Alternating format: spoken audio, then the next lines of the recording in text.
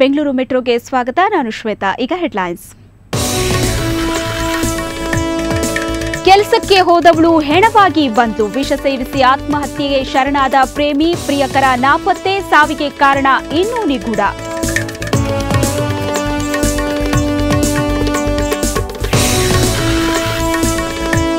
Banashankari ward by ಎಲೆಕ್ಷನ್ಗೆ ಅಖಾಡ ರೆಡಿ. ಜೆಡಿಎಸ್ ಬಿಜೆಪಿ ಅಭ್ಯರ್ಥಿಯಿಂದ ನಾಮಿನೇಷನ್. ಕಾಂಗ್ರೆಸ್ ಕ್ಯಾಂಡಿಡೇಟ್ ಯಾರು ಅನ್ನೋದೇ ಸಸ್ಪೆನ್ಸ್.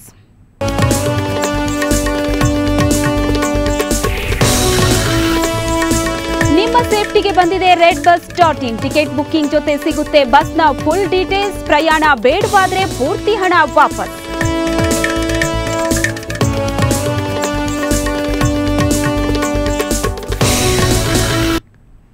ಸೆಟ್ ಏರಿದ ಶಿವಣ್ಣನ ಹೊಸ ಚಿತ್ರ ಶಿವ. ಡಿಫರೆಂಟ್ ಗೆಟಪ್ ಅಲ್ಲಿ ಹ್ಯಾಟ್ರಿಕ್ ಹೀರೋ. ಸೆಂಚುರಿ ಸ್ಟಾರ್ ನೋಡೋಕೆ ಮುಗಿಬಿದ್ದ ಜನತೆ.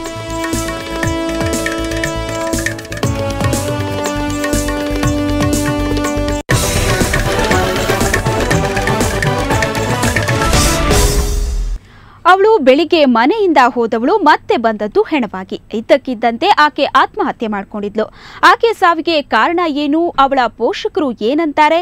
ಇಷ್ಟಕ್ಕೂ ಅವಳು ಯಾರು? ಈ ಸುಸೈಡ್ನ ಫುಲ್ ಸ್ಟೋರಿ ಇಲ್ಲಿದೆ.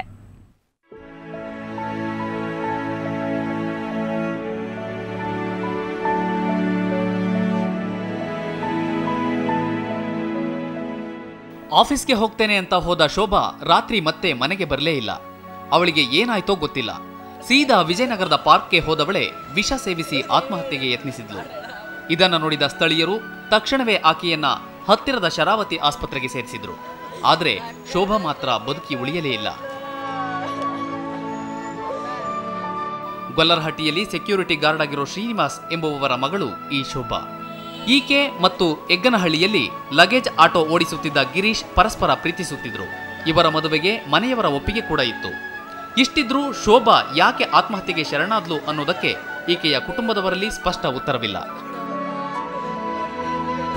ನಮ್ಗೇನಂತ ವಿಷಯ ಗೊತ್ತಿಲ್ಲ, ನಮ್ಗೇನು ಗೊತ್ತಿಲ್ಲ. ಇಲ್ಲಿ ಬಂದು ಈ ಥರ ಮಾಡ್ಕೊಂಡವಳೆ. ಪಾಯ್ಸನ್ ಕುಡ್ದವಳೆ. ಏನಕ್ಕೆ ಗೊತ್ತಿಲ್ಲ. ಅದೇ ಏನು ಲವ್ ಯು ಮಾಡ್ತಾ ಇದ್ರು ಇವರು? ಮಾಡ್ತಾ ಇದ್ರು. ಯಾರನ್ನ? Girish.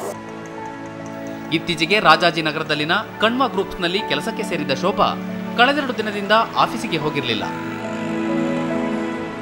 So first day class attend ಮಾಡಿದ್ರು, ಟ್ರೈನಿಂಗ್ ಕ್ಲಾಸು. ಸೊ ನೆಕ್ಸ್ಟು ನಾಳೆ 8ನೇ ಬಂದಿಲ್ಲ ಅವರು, ಅವತ್ತು ಬಂದಿಲ್ಲ. ಸೊ ಇವತ್ತು ಬಂದಿಲ್ಲ ಅವರು ಅಷ್ಟೇ. ಸೊ ಅವರು ಅಡ್ವೈಸರ್ ಆಗಿ ಜಾಯ್ನ್ ಆಗಿದ್ರು. ಅಡ್ವೈಸರ್ ಆಗಿ ಸೇರ್ಕೊಂಡಿದ್ದು. ಮಾಹಿತಿ ಇದ್ದಾರೆ, ಡೀಟೇಲ್ಸ್ ನೀಡೋದ್ರ ಬಗ್ಗೆ. 15 ದಿವಸದ ಕೆಲಸ ಮಾಡಿದ್ರೆ ಇಲ್ಲಿ? ಸೊ ಇಲ್ಲ, ಅವ್ರು ಜಾಯ್ನ್ ಆಗಿ 1 ವೀಕ್ ಆಗಿದೆ ಅಷ್ಟೇ. ಇನ್ನು ಶೋಭಾಳ ಪ್ರಿಯಕರ ಎಲ್ಲಿ ಹೋದ ಅನ್ನೋದೇ ಗೊತ್ತಿಲ್ಲ. ಆತನ ಮೊಬೈಲ್ ಬೇರೆ ಸ್ವಿಚ್ ಆಫ್ ಆಗಿದೆ. ಇತ್ತ ಶೋಭಾ ಪೋಷಕರು ಹೊಟ್ಟೆ ನೋವೇ ಸಾವಿಗೆ ಕಾರಣ ಅಂತಿದ್ದಾರೆ. ಹಾಗಾದ್ರೆ ಈ ಸಾವಿನ ಹಿಂದಿರುವ ನಿಜವಾದ ಸತ್ಯ ಏನು ಅನ್ನೋದು ಪೊಲೀಸರ ತನಿಖೆಯ ನಂತರವಷ್ಟೇ ತಿಳಿಯಬೇಕಿದೆ. ಅಶ್ವಥ್ ಎಸ್ಎನ್, ಕ್ರೈಮ್ ಬ್ಯೂರೋ, ಸುವರ್ಣ ನ್ಯೂಸ್ 24/7. ನವ ವಿವಾಹಿತೆಯೊಬ್ಬಳು ಆತ್ಮಹತ್ಯೆಗೆ ಶರಣಾಗಿರೋ ಘಟನೆ ಬೆಂಗಳೂರಿನ ಚಂದ್ರ ಲೇಔಟ್ನಲ್ಲಿ ನಡೆದಿದೆ. ಶ್ವೇತಾ ನೇಣಿಗೆ ಕೊರಳೊಡ್ಡಿದ ಮಹಿಳೆ. ಕಳೆದ 3 ತಿಂಗಳ ಹಿಂದಷ್ಟೇ ರವಿ ಎಂಬಾತನನ್ನ ಶ್ವೇತಾ ಮದುವೆ ಆಗಿದ್ಲು. ಟ್ರಾವೆಲ್ ಏಜೆನ್ಸಿ ನಡೆಸ್ತಾ ಇದ್ದ ರವಿ ಧನದಾಹಿಯಾಗಿದ್ದು ವರದಕ್ಷಿಣೆಗಾಗಿ ಪೀಡಿಸ್ತಾ ಇದ್ದ ಅನ್ನೋ ಆರೋಪ ಕೇಳಿಬಂದಿದೆ. ವರದಕ್ಷಿಣೆ ಕಿರುಕುಳದಿಂದ ಬೇಸತ್ತ ಮಹಿಳೆ ಸಾವಿಗೆ ಶರಣಾಗಿದ್ದಾಳೆ ಅಂತ ಆರೋಪಿಸಿರುವ ಪೋಷಕರು ರವಿ ವಿರುದ್ಧ ಚಂದ್ರ ಲೇಔಟ್ ಪೊಲೀಸರಿಗೆ ದೂರು ನೀಡಿದ್ದಾರೆ. ಶ್ವೇತಾ ಸಾವಿಗೆ ರವಿಯೇ ಕಾರಣ ಅಂತ ದೂರಿದ ಶ್ವೇತಾ ಸಂಬಂಧಿಕರು ಕಿಟಕಿ ಗಾಜು, ಟಿವಿ ಒಡೆದು ಆಕ್ರೋಶವನ್ನ ವ್ಯಕ್ತಪಡಿಸಿದ್ರು.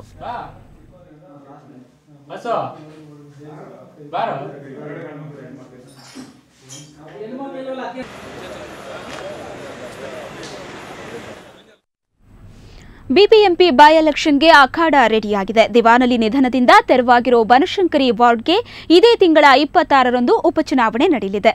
ಎಲೆಕ್ಷನ್ನಲ್ಲಿ ಗೆಲ್ಲೋಕೆ 3 ಪಕ್ಷಗಳು ತಂತ್ರ ಪ್ರತಿತಂತ್ರ ರೂಪಿಸುತ್ತಿವೆ.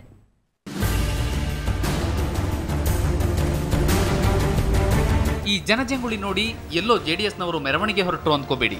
ಇದು ಬಿಬಿಎಂಪಿ ಬೈ ಎಲೆಕ್ಷನ್ಗೆ ಜೆಡಿಎಸ್ ನಾಮಪತ್ರ ಸಲ್ಲಿಸಿದ ಪರಿ. ದಿವಾನಲಿ ನಿಧನದಿಂದ ತೆರವಾಗಿರೋ ಬನಶಂಕರಿ ವಾರ್ಡ್ಗೆ ಇದೇ ತಿಂಗಳ 26ರಂದು ಉಪಚುನಾವಣೆ ನಡೆಯುತ್ತೆ. ಬೈ ಎಲೆಕ್ಷನ್ನಲ್ಲಿ ಗೆಲುವಿಗೆ ತಂತ್ರ ರೂಪಿಸಿರೋ ಜೆಡಿಎಸ್ ದಿವಾನಲಿ ಸೋದರ ಮಹಮ್ಮದ್ ಅಕ್ಬರ್ ಅವರನ್ನ ಕಣಕ್ಕಿಳಿಸಿದೆ. ಪದ್ಮನಾಭನಗರದ ವಾರ್ಡ್ ಕಚೇರಿಯಲ್ಲಿ ನಾಮಪತ್ರ ಸಲ್ಲಿಸಿದ ಅಕ್ಬರ್ ಜನಬೆಂಬಲ ಸದಾ ನಮಗಿದೆ ಅಂತ ಆತ್ಮವಿಶ್ವಾಸ ವ್ಯಕ್ತಪಡಿಸಿದರು. ಕುಂಪ ಊಟಿ ಇದೆ, ಹಾಗೆಯೇ ವಿಶ್ವಾಸ ಮತ ಬಹಳಷ್ಟಿದೆ. ನಮ್ಮಣ್ಣ ಈ BJP ಬೆಲ್ಟಲ್ಲಿ 35 ವರ್ಷದಿಂದ ಯಾರೂ ದಳದ ಕ್ಯಾಂಡಿಡೇಟ್ ಗೆಲ್ಲಿಲ್ಲ. ನಮ್ಮಣ್ಣ ಮೊದಲು ಸಾಲಿ ಮುಸ್ಲಿಮ್ಸ್ ಕ್ಯಾಂಡಿಡೇಟ್ ಆಗಿ ವಾರ್ಡಲ್ಲಿ ಗೆದ್ದಿರೋದು. ಆದರೆ ನಾವು ಅಭಿವೃದ್ಧಿ ಕೆಲಸ ಮಾಡಿರೋದು ಜನಕ್ಕೆ ಎಲ್ಲ ಗೊತ್ತಾಗಿದೆ. ಕಾಂಗ್ರೆಸ್ನಿಂದ ಯಾರು ಸ್ಪರ್ಧಿಸ್ತಾರೆ ಅನ್ನೋದು ಇನ್ನೂ ಸ್ಪಷ್ಟವಾಗಿಲ್ಲ.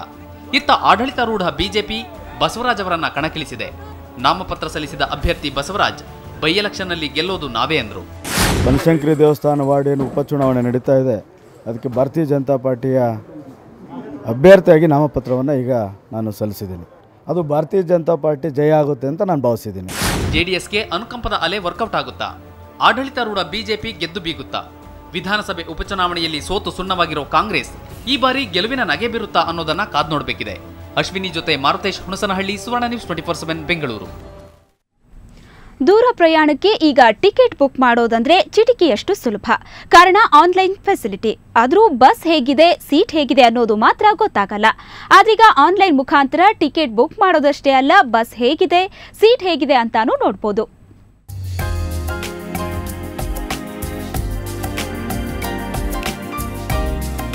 ನಮ್ಮ ಬೆಂಗಳೂರಿನ ರಸ್ತೆಗಳಲ್ಲಿ ಬಸ್ ಪ್ರಯಾಣ ಮಾಡಬೇಕಾದ್ರೆ ಯೋಚಿಸಲೇಬೇಕು.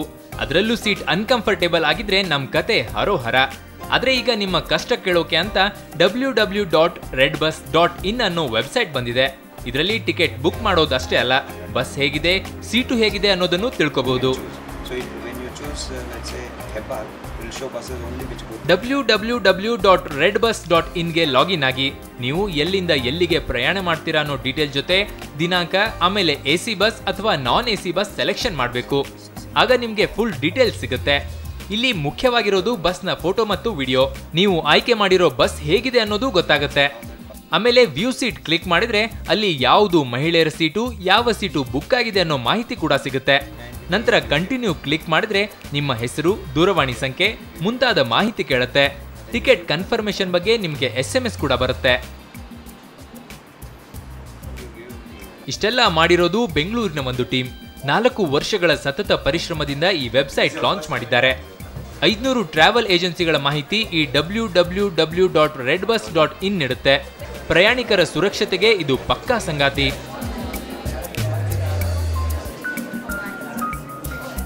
Today, with technology, we show it on the computer screen, the seat layout, so he can choose which seat he wants.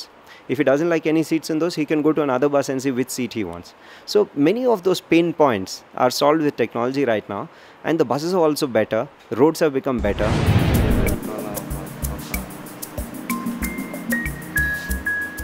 Computer ಬಗ್ಗೆ ಗೊತ್ತಿಲ್ಲದೆ ಇರೋರು 39412345ಗೆ ಕಾಲ್ ಮಾಡಿದ್ರೆ ಸಾಕು, ಟಿಕೆಟ್ ಬುಕ್ ಆಗುತ್ತೆ. ಪ್ರಯಾಣದ ಬಗ್ಗೆ ದೂರ ಇದ್ರೂ ಈ ನಂಬರ್ಗೆ ಕಾಲ್ ಮಾಡಬಹುದು. ಟಿಕೆಟ್ ಬುಕ್ ಮಾಡಬೇಕಾಗಿತ್ತಾ? ನಾವು 11 ಗಂಟೆಗೆ ಕಾಲ್ ಮಾಡಿದ್ರು ಕೂಡ ಜನಗಳು ಕಾಲ್ ತೆಗೆದುಬಿಟ್ಟು ಏನಾದರೂ ಇಶ್ಯೂ ಇದ್ರು, ಏನೋ ಪ್ರಾಬ್ಲಮ್ ಇದ್ರೂ ಕೂಡ ನಮಗೆ ಹೆಲ್ಪ್ ಮಾಡ್ತಾರೆ. ಬಸ್ ಬಂದಿಲ್ಲ, ಇಲ್ಲ ಏನಾದರೂ ಪ್ರಾಬ್ಲಮ್ ಆಗಿದ್ರು ಕೂಡ ಯಾವುದೇ ಟೈಮಲ್ಲಿ ಕೂಡ ಕಾಲ್ ಸೆಂಟರ್ಗೆ ನಾವು ಕಾಲ್ ಮಾಡ್ಬೋದಾಗಿದೆ. ತಂತ್ರಜ್ಞಾನ ಬೆಳೆಯುತ್ತಿದ್ದಂತೆ ಜನರಿಗೆ ಸೌಲಭ್ಯಗಳು ಉತ್ತಮವಾಗುತ್ತಿದೆ. ಒಟ್ಟಾರೆ ಈ ಸೌಲಭ್ಯದಿಂದ ಪ್ರಯಾಣಿಕರ ಪ್ರಯಾಣ ಸುಖಕರವಾಗಿರುತ್ತೆ. ಶ್ರೇಯಾ ಶೆಟ್ಟಿ, ಸುವರ್ಣ ನ್ಯೂಸ್ 24/7 ಬೆಂಗಳೂರು. ಬ್ರೇಕ್ನ ನಂತರ ಬೆಂಗಳೂರು ಮೆಟ್ರೋ ಮುಂದುವರಿಯುತ್ತೆ.